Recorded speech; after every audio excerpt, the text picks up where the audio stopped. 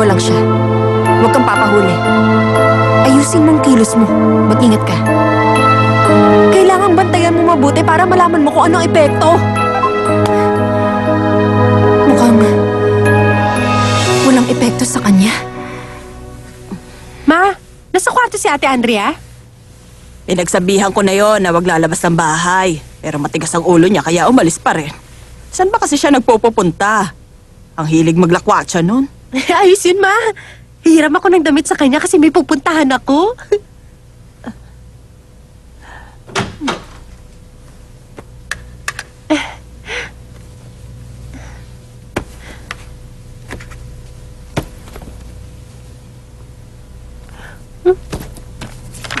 Ano kaya to? Ay, baka mahuli ka. Kimberly, sige na, umalis ka na. Tingnan niyo, Ma. May hinahanap pala si Ate Andrea. Ito, nakasulat dito. Leon Yu, Andrea Yu. Nilagay pa yung cellphone number niya. Pag nakita niyo siya, tawagan niyo ako. Umalis siya ng bahay dahil may hinaharap siyang isang tao. Baka anak yan ng kaibigan niya. Ano nga ba yung pangalan ng daddy niya? Leon Yu, yung chairman ng Sun Apparel. Daddy niya yun, di ba?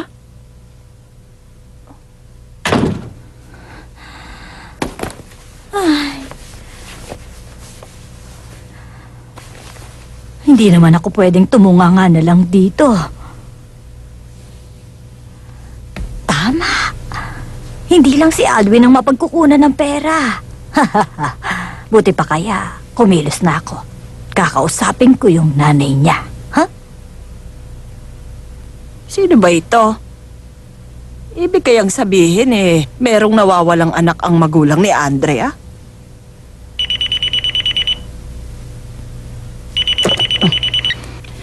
Sino to? Hello, mama ni Marivic to. Naalala mo ako? Sinong Marivic? Yung babaeng malandi?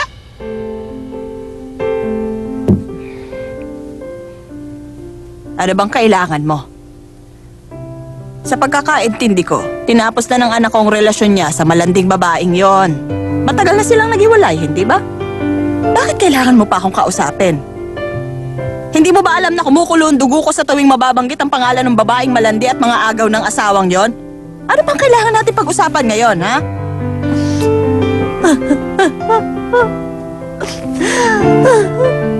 O, ano yan? Nagdadrama ka sa harap ko, ha? Alam mo, kawawa ang anak ko. Nadudurog ang puso ko. Kaya hinarap kita. Hoy, kung sinasabi mong nasasaktan ka, doble ang sakit na nararamdaman ko ngayon. Abay, biruin mo naman, masaya na ang anak ko at maswerte siya dahil mabait yung napangasawa niya. Tapos biglang makikialam sa kanila yung malandi mong anak. Alam mo bang buntis ang anak ko? Yun na nga Kung ano-anong ginawa ng anak ko para lang mabayaran siya sa pagpapalaglag. Ay, kinikilabutan ako pag naiisip ko yun pero wala akong magagawa dahil yun ang dapat. Ang totoo, hindi ko kasi alam na buntis pa rin ang anak ko. Malapit na siyang manganak. Kabuana na? Oo. Ang akala ko kasi nagpalaglag na siya at nagpunta dun sa Amerika. Pero hindi pala siya totoong nagpalaglag. Pinagtaguan niya lang ako.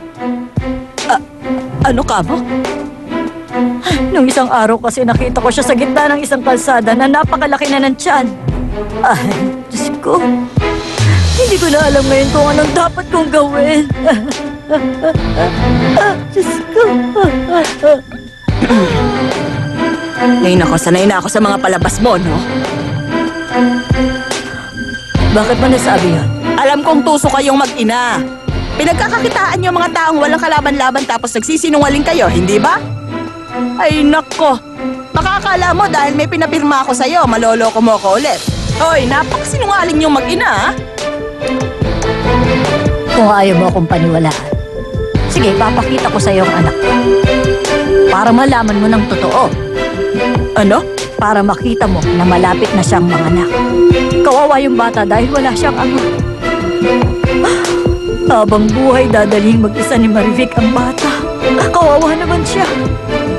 Kaya heto, hindi na ako makatulog. Gusto kong kausapin sina Alwin at Andrea para malaman din nila.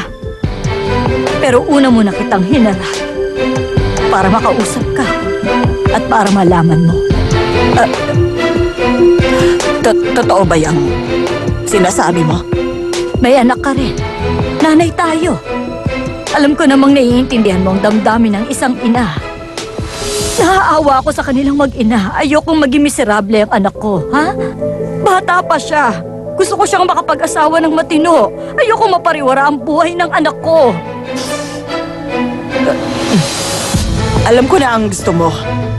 Ibig mong sabihin, gusto mong suportahan ng anak ko ang anak mo, ha? Kukunin ko ang bata. Aakuin ko siya bilang isang tunay na anak. Pero kailangan kong sustento ng anak mo. Pero, ilihim mo lang. Ikaw na lang ang magbigay sa bata ng buwan ng sustento. Kung ayaw mo pa rin maniwala sa akin, halika, ipapakita ko sa iyo ang anak ko. Pero, huwag ka nang magpapakita sa kanya.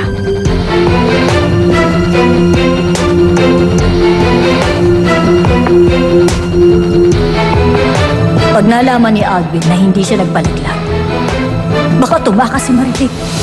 Baka kung anong iskandalo ang gawin nun.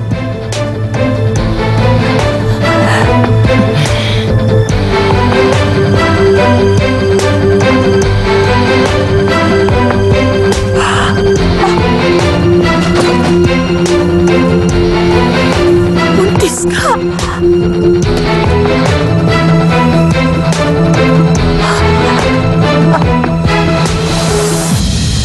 Ay, naku. Ano dapat kong gawin? Manganganak na siya.